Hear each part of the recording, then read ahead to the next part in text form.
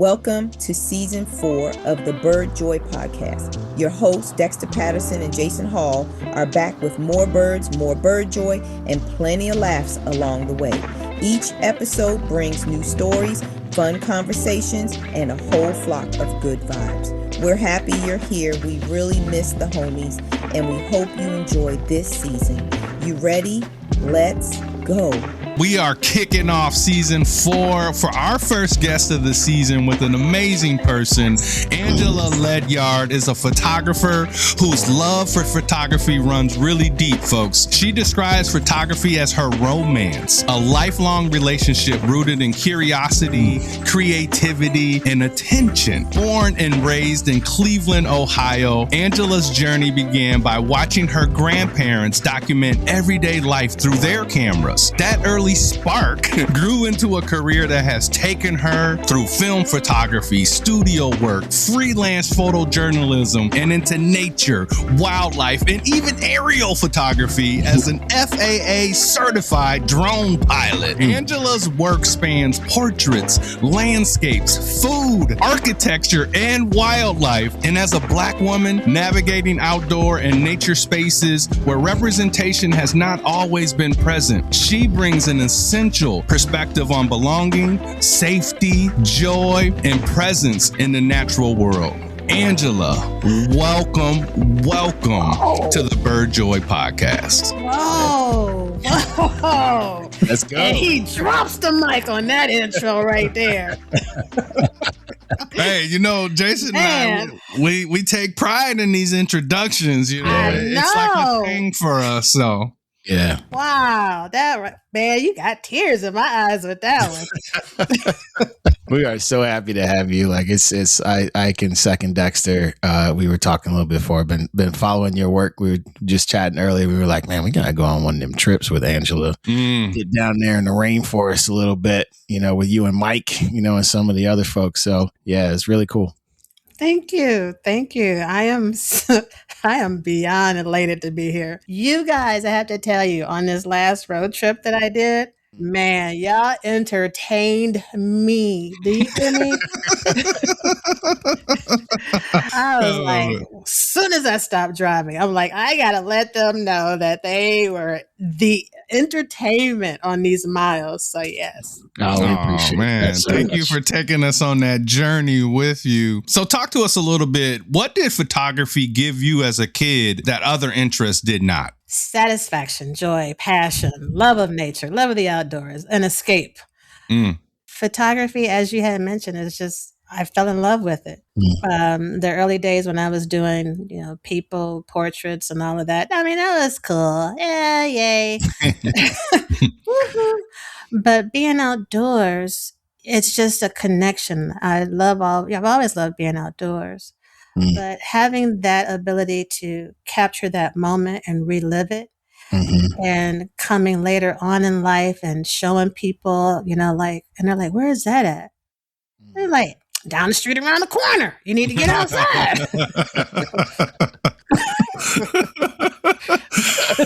Hello. What's wrong with you? Why you ain't see it? No. Seriously. Some of the responses, you're like, people just don't get out. So that's what photography has been and continues to be for me. It's just a love, man. A true love. That's incredible. Yeah, and I think a lot of us feel the same way. I just posted some pictures yesterday of a Northern Harrier. I saw your post. I was like, look at him. Yeah, occasionally I blow the dust off the old camera and try to get out there and get something done. But I was actually waiting to meet some friends to try to find these sandhill cranes near us, and I was there a little early, and that harrier was hunting the field, and I was like, let me get my silly butt out here and try to get a couple shots in this morning sunlight. And it turned out okay. And my son always asks me when I'm out taking pictures of birds at the bird feeder in the backyard, sitting here like a sad person waiting for an evening grosbeak to show up. And I always wonder what he's going to remember about me doing that. Right. And what do you remember about watching your grandparents take photos? What are some of your pivotal moments there? My grandmother's smile. She would smile so she had this beautiful smile. And when girlfriend would have on her red lipstick, because grandma, I mean, we would just go like simple places when I was growing up because they loved to like go down to, we'd go over to Lake Erie. And my grandparents used to take me down to like the West Side Market, but we would go over to Lake Erie and granddad, was he using the 126? I'm about to date myself, the 126 cartridge film.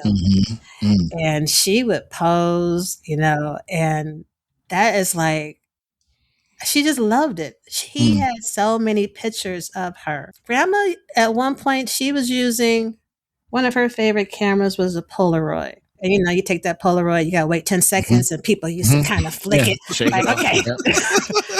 These days don't know. They don't know. They don't know. They don't know. But that's what I remember. I just loved it. And I wanted her to model for me. I wanted to see if I can get that. I mean, of course I couldn't get the same look granddaddy would get. Sure. But nevertheless, just over time, and when I would take pictures, it was like as soon as the camera was up, she had a pose. She was ready. Even till the last moments of her life, I wanted to take a photo, and as much pain that she was going through. Oh my God, I'm about to start tearing up. She gave me that smile. So yeah. That's beautiful. I can feel it. I remember even when I was a little kid, we used to have those little disposable cameras that you had to go click, click, click, click, click, click, click, and then take a picture. They would always be like, give that to Dexter. Even when I was a little kid, I was always fascinated with just being able to capture moments in time. And that really kind of got me early on, and just the power to capture life, these decisive moments throughout life, and just these little quick snapshots where you can look at a picture and it defines what happened. It's just really cool of just seeing the stories that photos can tell. When did photography for you, Angela, start to feel like this is like who I am, like literally part of your identity? When did that kind of revelation happen for you? When I would spend more time out with my camera than with anybody else. It's like, no, I do not want to meet you guys at happy hour. No, I need to get up in the morning. There is this sunrise. And I had a girlfriend, she would invite me. She's like, we got to get together and go have dinner. And she would say, but I know you need to look at the weather, just determine when is going to be a good time for that. And I was like, yes. And also remember, the weather may change and I might have to cancel on you because nature doesn't wait. That's right. So yeah, I mean, I never get tired of it. If you were to ask me to go to a movie and sit down and watch a movie for a couple hours, it's painful. It is painful. But if I am invited to go hike 3,000 feet elevation gain to a point where I can capture nature, be it a sunrise or whatever's changing or whatever wild animal may or may not show up. And I'm getting up at 2:30 in the morning to do this hike. I am there, right? But I do not sit up here and invite. No, that's. It reminds me of that. It's that series of memes going around. Like, I didn't see you at the club last night. And then the response is like, well, I didn't see you out filling your bird feeders this morning. I didn't see you on the trail looking for that red-breasted nuthatch this morning. What's going on with you? Seriously. I didn't see you at the peak of the mountain. What's up? What's up? Right. It's amazing. It's not amazing. I don't know. I feel it is sad that so many people are so disconnected, with what is around them. Before I had left Cleveland, because I left Cleveland about almost 10 years ago. And before leaving, I was out on trails. I was out exploring. I didn't care. But then there were those moments where, you try and have a relationship with people and they're like, how long are you going to be there? What's taking you so long? You were really out looking at ducks and stuff at the water? We've all felt it. We've all felt it. I'm wondering, like, was that a moment where, like, before you left Cleveland, were you pretty sure at that point? Did you know, like, hey, I kind of see the world a little bit differently than my peers. I see it through the lens of this camera, whether it's nature or otherwise. Like, were you pretty solid in that? I was. When I was in college, I had attended Kent State for a bit. And this was right after high school. And people around the college would call me photographer. And, I was using color and I would develop my own black and white. And I would just be walking around the campus, just taking photos and, being out. Because there is a group that we ended up starting a chapter here called Black Girls Do Bike. And it was, to get women out on the bikes. You're not alone. You're okay. You have people with you. You don't have to be this world-renowned cyclist. And we would be out. And of course, you see things in nature. You take notice to like the light, the trails, all of that. So it wasn't just cycling, but it was all of that around. And that group started to grow. And even for me, there was a point where, as a close friend of mine, we went to high school and college together. And we ended up going snowshoeing here in Cuyahoga Valley National Park. And then we went snow biking, same day. And then after that, she was like, what you getting ready to get into? I said, I'm getting ready to go hike to this frozen waterfall. She was like, by yourself? I'm like, absolutely. Because when you're in Cleveland, people really don't want to be outside. It's cold. No. Y'all got that lake cold out there. Y'all live. I don't even know what that's like. That's you don't want to know. She was like, "Can I go with you?" I was like, "Sure." And we're hiking, and she's like, "This is like some Narnia right here," and you can. But she knew me enough, like she knows Angela is going to be out discovering something. And we're hiking. You can hear the water underneath the snow. And we get to this waterfall that's frozen. Sure enough, there was 2 people that were kind of like ice climbing. But it was like, what in the, this is so cool. So there's very few people that actually really very, very few people that would hang around me. Those that knew me wouldn't hang around me because they would be like, she gonna try and get me outside. I felt that one to my core, but I swear people be waiting for me to ask them. Like it's coming. When's it coming? He gonna ask me to go. I sent Jason a text this morning. It's -1 degrees today, and I'm looking out. Well, it's still sunny, Exactly, man. Don't mess with me. I know, and I get on Facebook and I see one of his homies with the BIPOC Birding Club of Wisconsin. Rita's out there going for a walk. And I'm like, she's doing Christmas bird count that today. Screenshot. How is she outside? And I wrote a note. I was like, Rita, y'all got it. Jason, it's called dressing in layers, man. Listen. There's layers, and then there's there's layers. I just. Because the wind, I'll be having out there too, coming off the water like that. Although yesterday I saw the pelagic boat tour out of Cleveland with the Black Swamp Bird Observatory, I think, and it was just like thousands of gulls, and I was like, oh, I see, I understand. It's just you just have to get out there into the elements. Nature is going to always do things, right? I know, and I listen. I love the cold. Like winter's my favorite birding season. Y'all when it goes below freezing. Y'all lake effect folks got a different gear. All right, that's all I'm saying. Y'all got a different gear than everybody else on the East Coast. I'm complaining about my little 6 inches of snow over here today, but y'all got a different level, and I respect it. Is all I'm saying. Angela, you work with so many formats, right?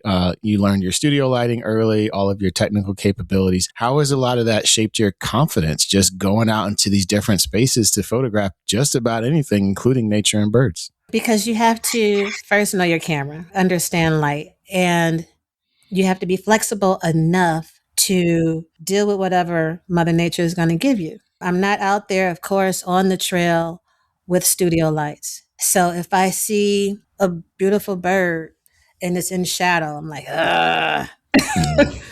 Nature, wildlife, birds, what so have you, those are my models.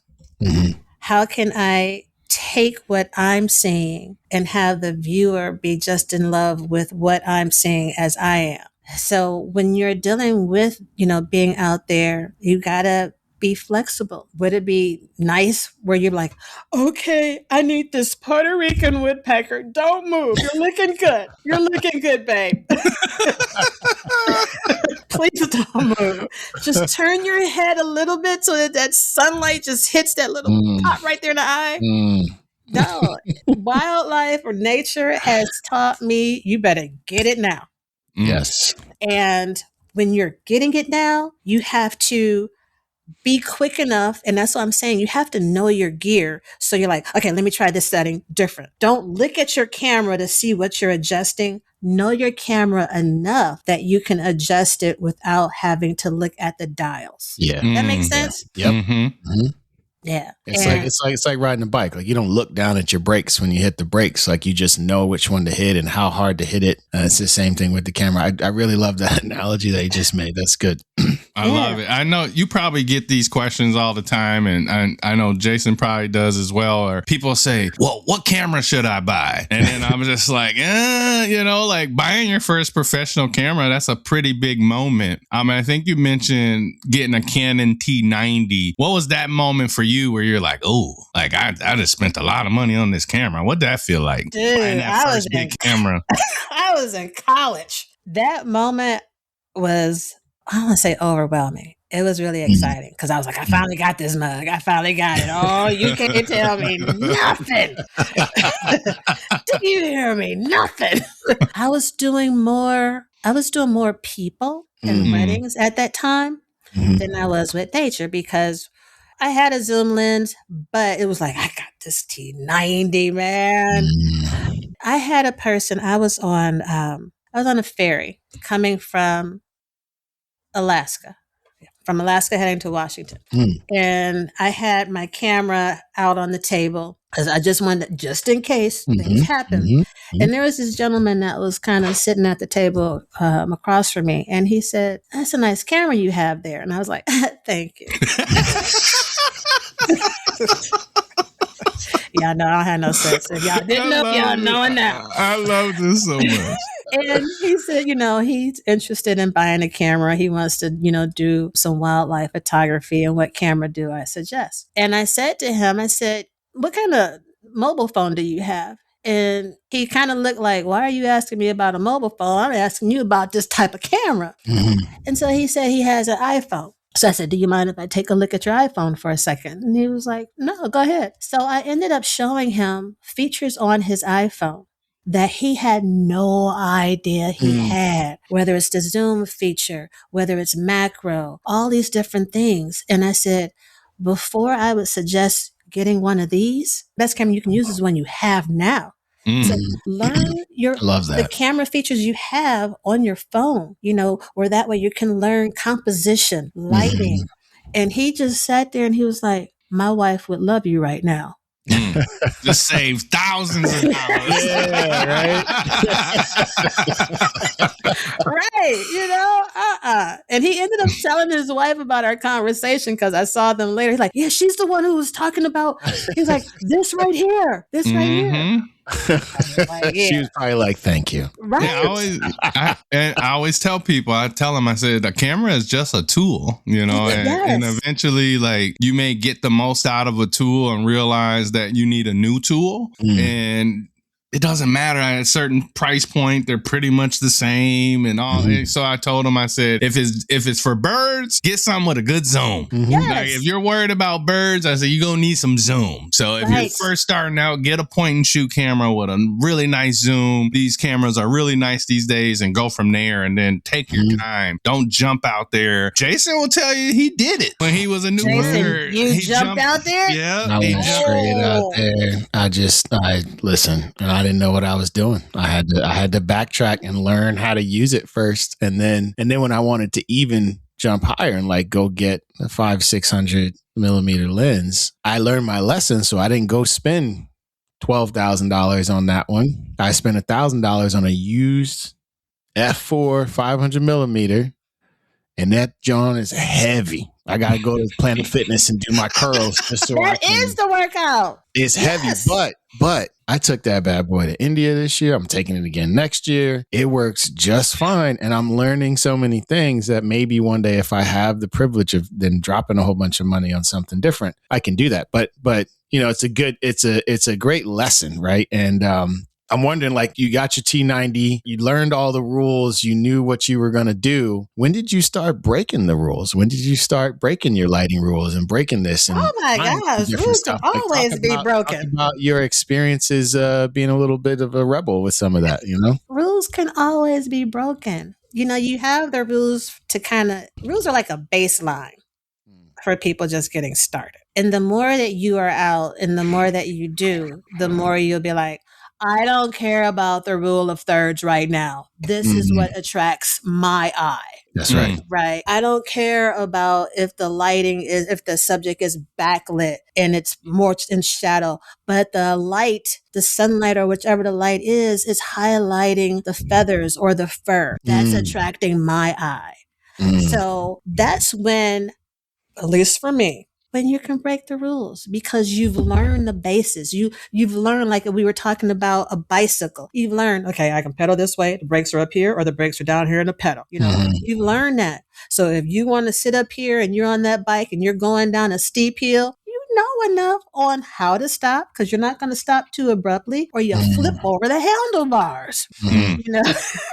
So that's the thing for me, breaking the rules, because I know the more that I've done it, what effect that I want to have in my camera or on the photo that I'm taking. That's the thing, and a lot of people, they get so fixated on, okay, did you follow the rule of thirds? Okay, did you have this grid? How is your composition with this? People have to, again, this is just my opinion. Photography is a medium. It's an art form for you. We are the artists using the camera to create the art that we want to create. And once you have determined what you like, do you.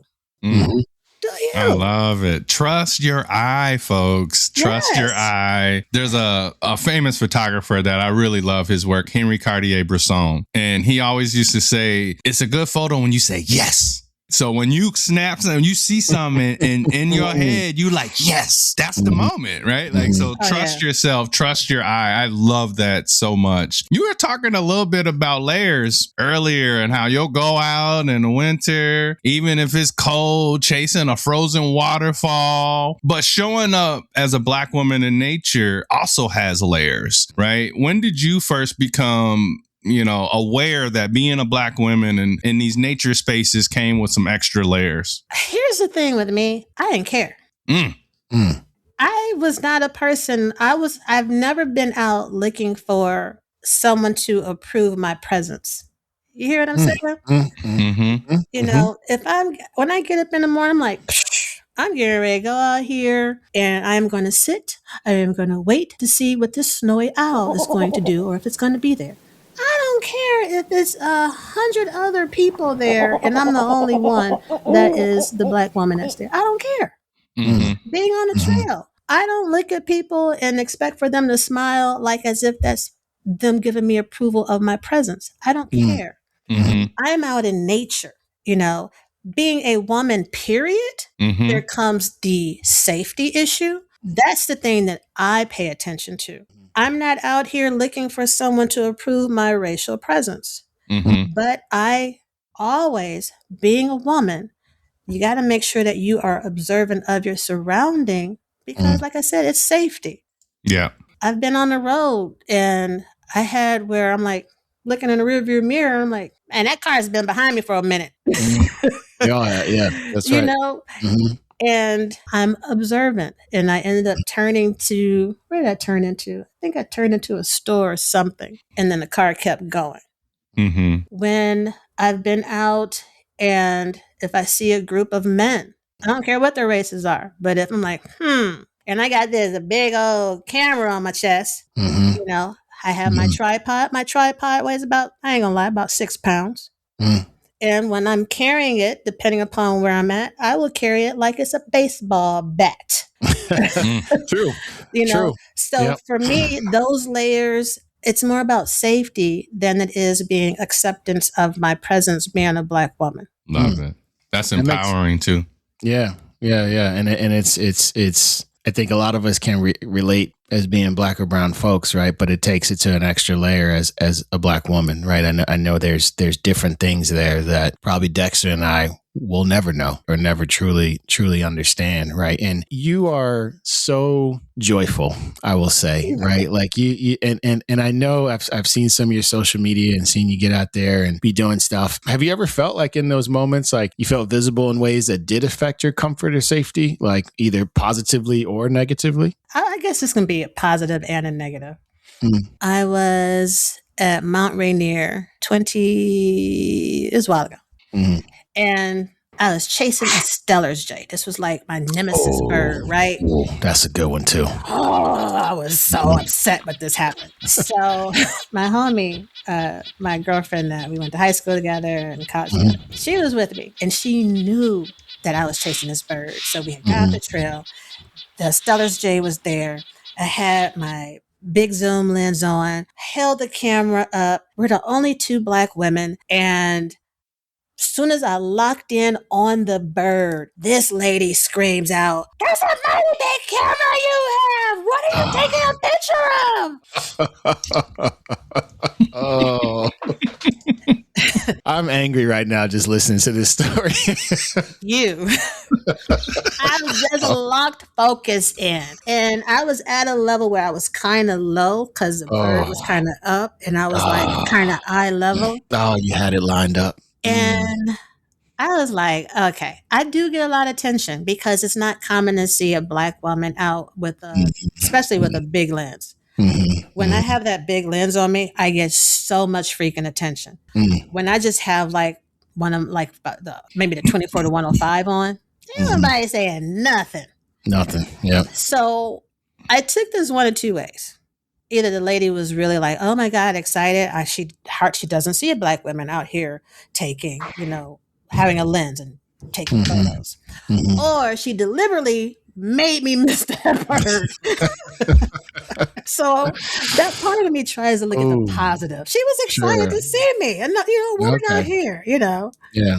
Oh, I was so upset. But I've learned from that because like I'll get attention. And if I'm out when I am out, someone will strike up a conversation and I will tell them because I had to put up a barrier to say, just one moment. Because I'm locked in. I don't want to give you my attention right now because you see I'm locked in. I've had a woman who was walking her dog. And again, I'm locked in. I saw a bird. This woman decides that it's a good time to let her dog off the leash. I love dogs. Dog owners, some of them, they got some issues. So I'm like, if her dog comes over and she plays this, "Oh, I'm sorry." And she did. And I'm like, yeah, you saw me though. Yeah, you just And it saw would have been nice if you would have kept your dog on the leash because your dog is actually supposed to be on the leash. So you have these moments where I kind of try and like, for some of them, I try to look at a positive. You don't see me. You don't see a lot of us out there, especially Black women. And then you have some where I feel that they're kind of being deliberate, like letting the dog off the leash at that time. Come on now, you saw me. Yeah. Sometimes it feels like that, right? It does. You talked about being locked in. I kind of want to learn a little more about this process of getting locked in. Wildlife photography really does require patience and awareness. How do you settle into that space to get locked in? I watch, I observe, and I just disconnect with what's around me. I've already did my scanning, okay? And let's say, like there was a mama bear and her cubs. Did my scanning. Was there potential for bears to come behind me? Absolutely. Absolutely. But mama bear is there and being locked in and I'm observing their behavior. And then I'm holding the lens and just watching that moment that will resonate with me. That's being locked in. I was now an extremely locked in moment. I was in Costa Rica, and gosh, what was that bird that we had got word of? I can't remember which bird it was. Did I even post that photo? I didn't even post a photo. Anyway, so I was with Alberto, and he's my friend and guide in Costa Rica. And we had just finished doing this trail. Gets word there's a bird in the forest, not on a trail or anything. And we were about to eat, mind you. We take off. He goes right into the woods. For a minute, I'm like, hold up. There's no trail. He just jumped right into the forest. There's no trail. We're in Costa Rica. And you know how you had that movie Friday and Debo, and you're like, like, get together. Yeah. I go right in. I'm like, put your big girl panties on right now. Get in the woods. Yeah. Yeah, I go right in. And we're like literally doing hand signals, like, and he stooped low. There's no studio lights. We're in the forest. And I happen to look down. I don't know why I look down. Like I said, it's that scanning that I do. You're in Costa Rica. There's snakes, right? Sure. We're standing on a mound with 1 million freaking ants. Oh, no. Let me tell you. So I'm like, okay. So the ants start crawling on my boots. So yoga, practice. I'm standing on one leg, trying to shake the ants off of the right leg and trying to hold the 6-pound lens to try and get pictures of the bird. Okay. When I say locked in, I'm like, I'll deal with the ants later. So it's these moments where it's like, wow, I'm looking at a mama bear, and like the baby, the cub, like was crying like a human child, right? Like mama caught salmon. I'm standing in the Costa Rican forest, and I am literally having 1,000 freaking ants realize, like, oh, you're on our complex, right? You just destroyed our home, so you're about to catch it. We were in the process of building this new wing. That is. I've been there, done that. I put my hand into when I was in India, we were trying to find this bird, and we were walking down this trail, and I was the first one, and I just went to be polite and move a branch out of the way for everybody else walking by, and I put my hand right into a fire ant nest that had formed around the backside of a leaf, and I didn't see it, and I'm holding it there. And I'm like, man, my hand stings. What, did I touch something weird? And I look, and there's just probably 100 ants on my hand, is all biting me at the same time. And so when you said that, I felt it in my whole body. I was like, oh, because they are mad too. They are heated. And I'm wondering, like, I was waiting for you to tell me that you like got out of there. Oh, absolutely down, not. No. So how do you stay so calm? Is that yoga? Like what's where did you learn how to just recognize the situation, stay alert, stay connected, but stay calm while you're trying to get the shot? Because for me, I'm in that moment, right? I will never get this moment again. Maybe. Who knows? I don't know. But at that time, it's like, girl, you are here.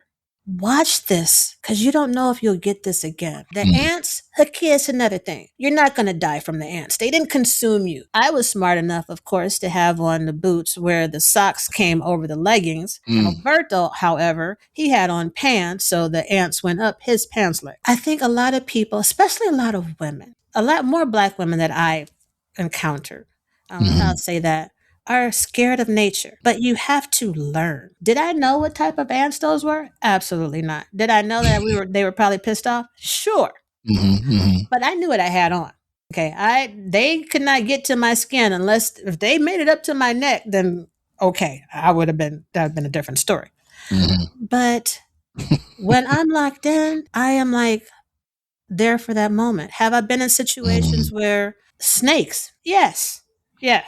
And it's like you can't react because you might really endanger yourself. You just have to remain calm. That is advice that I think we all apply in places other than nature as well, right? Like that's really interesting to hear you say it that way. You know, it's funny how these experiences filter over different aspects of our lives. That's awesome. Exactly. They do. Locked in. So You talked about going to find this bird in Costa Rica in the forest. Is there a favorite bird that you have photographed? That's like how many kids you got, Dexter? Hey, I always tell people picking a favorite bird's like picking a favorite kid, and I have 4. Right. I cannot. I had to try, folks. I had to try. Don't say I didn't try. I am amazed by so much. I can still look. There's gulls outside right now, and it's like, wow, look how they're just gliding with the wind. I don't have a favorite. Did I have nemesis? Yeah, the Stellar's jay was a nemesis. At one point, the belted kingfisher was a nemesis. But here in Northeast Ohio, you got blue jays and cardinals, common birds. But every time I see them, it's like the first time. So yeah, you tried. I'm sorry. Let me just follow up then, though. Like, what's the last bird you photographed that like really moved you? Ooh, well, that really moved me, I would say this was actually funny, hilarious, because I can't believe I did it. I was where was I leaving? Phoenix. I think I was either leaving Phoenix. Anyway, I was on the road. Driving, listening to y'all podcast. Matter of fact, I believe, it was. I was listening to y'all podcast, and I just happened to take notice of this fat-looking bird of prey. You know how, like, when you're out in rural areas on the highway and they have like those fences to kind of mark property lines, whatever. So I see this bird, and initially I was like, that cannot be a barred owl. That can't be. It can't. On the highway, mind you.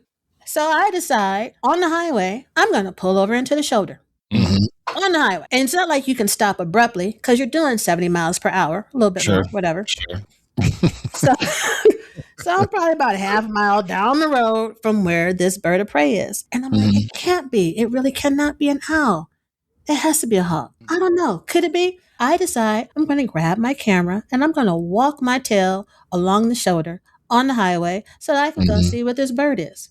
It was a red-shouldered hawk, but that was okay. Chunky one, though. It was chunky. It was eating good off the highway. Yeah, sure. And after I took a few photos, I'm walking back, and I'm like, did you literally just stop along the highway? Where you got trucks passing you, blowing your hair all over the place. And I was like, I sure the heck did. Yep, proud of it. So that is one that I would say that kind of moved me. It literally moved me. I've had experiences where I've watched a hummingbird in its nest bringing food to, would it be the chicks? Is the hummingbird chicks? Is that what we would call them? Yeah. I've had moments where I was at Urban Woods Initiative in Seattle. We were finishing a meetup. And after the meetup, we're all talking, yada, yada, yada. Eagle flies overhead. What? There's an eagle. Crows chasing the eagle. What? We're all like, oh my gosh. An osprey. Did we miss the memo? What is happening here? An eagle, crows, and an osprey. So we're watching. Eagle dives down, and we're like, what is it getting? We're all like screaming, what is it getting? Eagle comes up, has a rabbit in his talons. We're like, oh my God. No. It has a rabbit. We're screaming, right? I had just finished taking photos of a bird in the shade. Did not think, Angela, you don't have the right settings. I'm taking pictures of this eagle with this rabbit, and I look at the pictures later because we're all like, oh, we're screaming and stuff. And the poor rabbit in the photo, it had to look like y'all were cheering me on. Y'all were cheering the eagle on. Really? Really? Nature be nature. Natures, man. Yeah. Sometimes it's brutal, but it's always beautiful. Right. It is. Yeah. You talked a little earlier about the Stellar's jay that woman hated you on. Oh my God. See, you know what? Why are you saying like that, Dexter? Where's the positive side? She's out there somewhere and she needs to know better. Yeah. Okay? Is there she could have been jealous because my camera lens was bigger than hers. It could have been. So she needs to do better either way.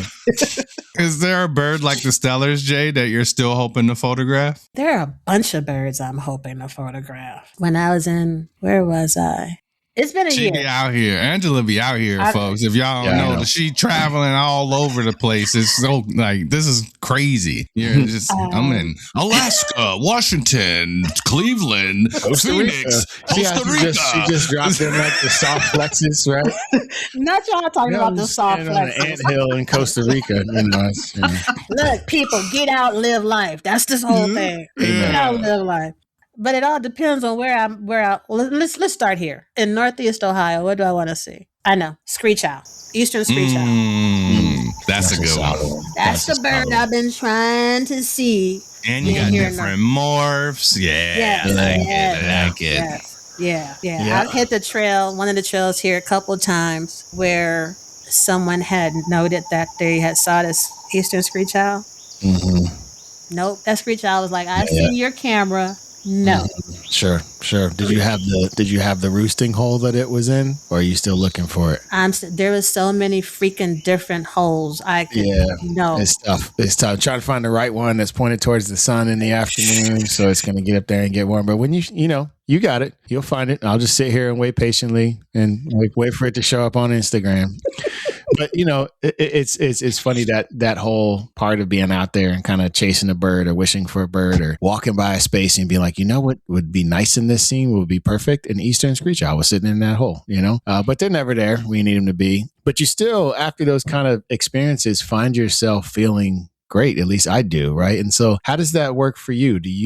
Does your cup fill up being out in nature, regardless of the photography? Does it do something for you emotionally? Like, how does that play a role in your life? It detaches. I'm back in Northeast Ohio. My mom passed away in May.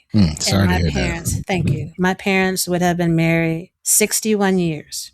So being back here where my dad is one of now 6 siblings. His brother passed away. Well, my uncle passed away last year. So being here and seeing my aging relatives and trying to help navigate things with them and for them has been challenging. And being able to get outside. If I see the eastern screech owl, cool. If I don't, it's okay. Because when I'm outside, I detach. I'm not thinking about anything else. I'll see a mushroom on a tree and I'm like, wow, that's pretty. Or I might, it doesn't matter. Or like now where you see like the frost particles on a dead leaf. Nature is detachment for me. It's allowing for me to take things that are stressors at the moment and let it go. It sounds like your photography was... Yeah, that was like, I need to come hang out with you after a long week of work.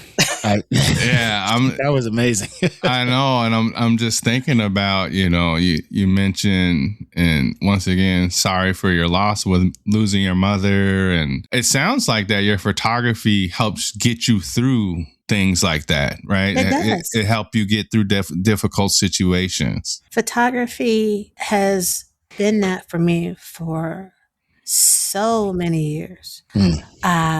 Nature. That's why, in the introduction, when it was like, I'm in love with nature. That's my passion, right? Photography, the cameras, that's my boo thing. Because we have to, especially in today's world, you got to find a way out. You have to be able, I used to manage people and I would work countless hours. Come the time when I was not in office, I was out on the trail chasing. And that, I was like, man, this feels good. Whether I'm hiking up and I'm sweating and I'm like, Angela, why did you think this was a good idea? I don't know, but it's okay. But we need that.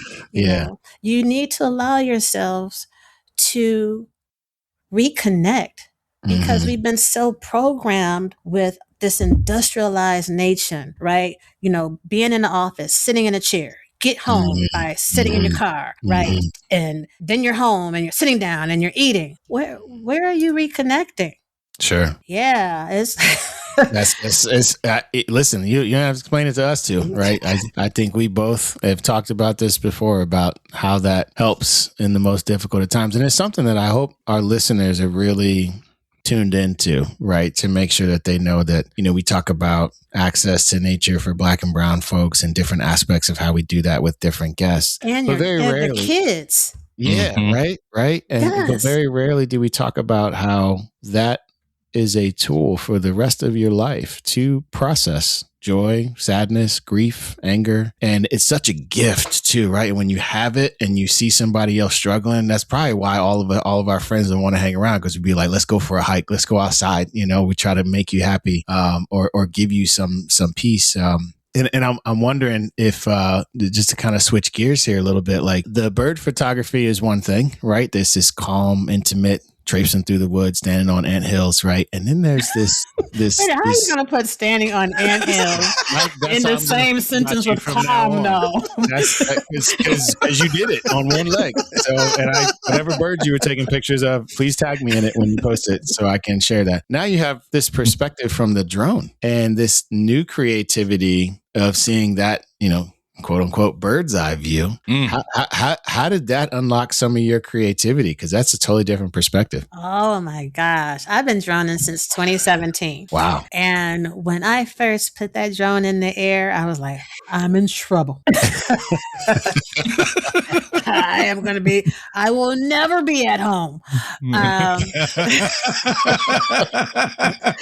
My gosh.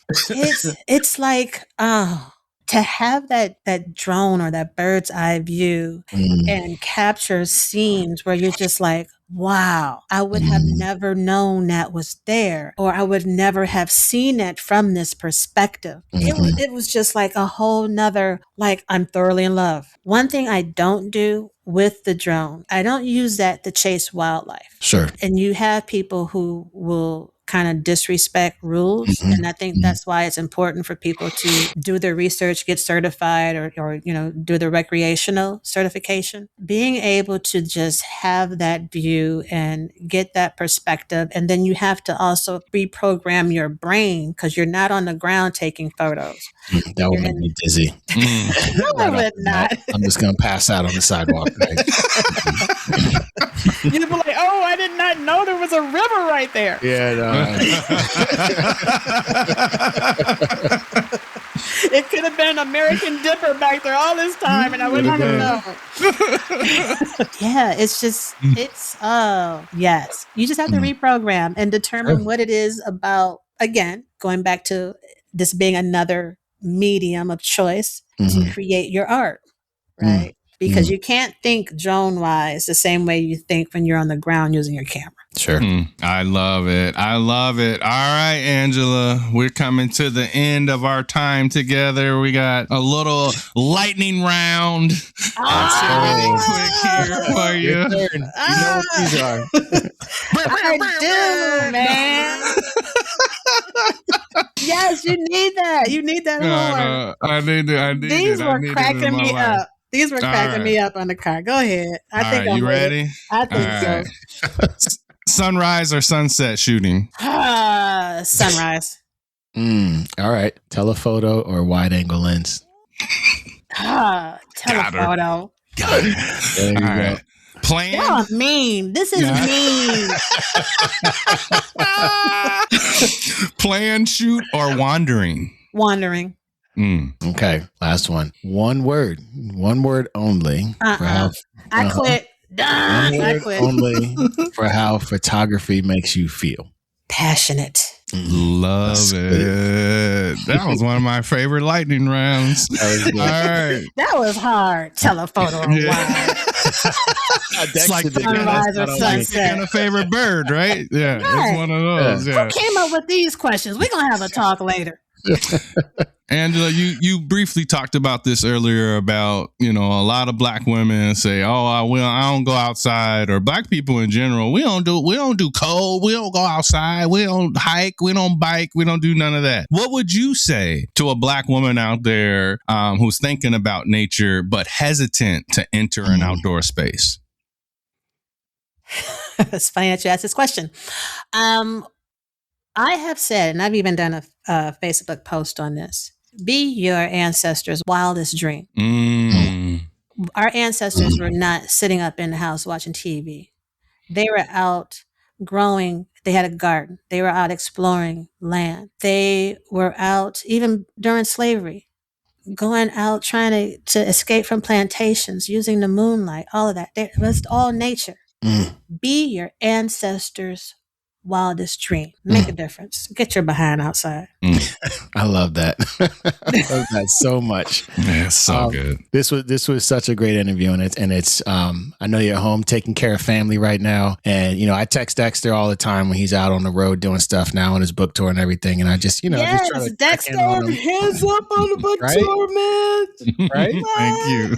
And we just be trying to like check in on him and see how he's doing and make sure he's finding rest and joy, even though things are very exciting, right? And so, what does joy look like for you right now? Because I know you're out here taking care of other people. So what are you doing to fill your cup up on a daily or weekly basis? First of all, my dad is paying more attention to the hawk that flies around in this area.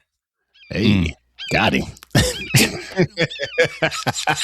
Yes. Dad used to say when we would be traveling and stuff going down south, you see that hawk? You see that hawk? Now I'm like, Dad, that was a red-tailed hawk or a red-shouldered hawk. He's paying more attention. We have some bird feeders that I had put up. So that's what I'm doing to fill my cup up. That's beautiful. Yeah. So just that, getting him a little bit more connected than sharing that bird joy, bro. That's right. Yes. Well, there's nothing like it. To the person right next to you that you've known your entire life and you still have space to share more bird joy. That's really beautiful. And he's 80, 82, 83. He up there, man. Hey, he out there looking at the hawk, though. So that's the win. Told me the other day, he was like, I think it comes around 11:30 in the morning. He out here getting data, too. Paying attention. Data. I was like, get that man a notebook, an eBird account. You better, he out here contributing. So, Angela, thank you. Thank you for your honesty, your presence, your vision. This has been just absolutely incredible for Dexter and I today. We regularly have guests where we say that our cup gets filled up just from your presence. Overflowing. Today is absolutely one of those experiences. So thank you very much. Yeah. Thank you guys.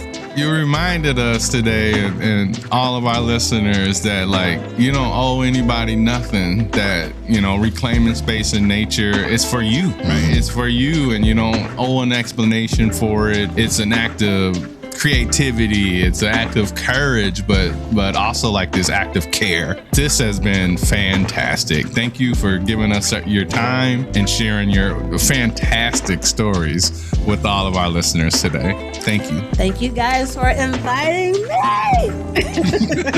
You got it. For all of our listeners out there, thanks again for joining us once again. Remember, bird joy is for everyone.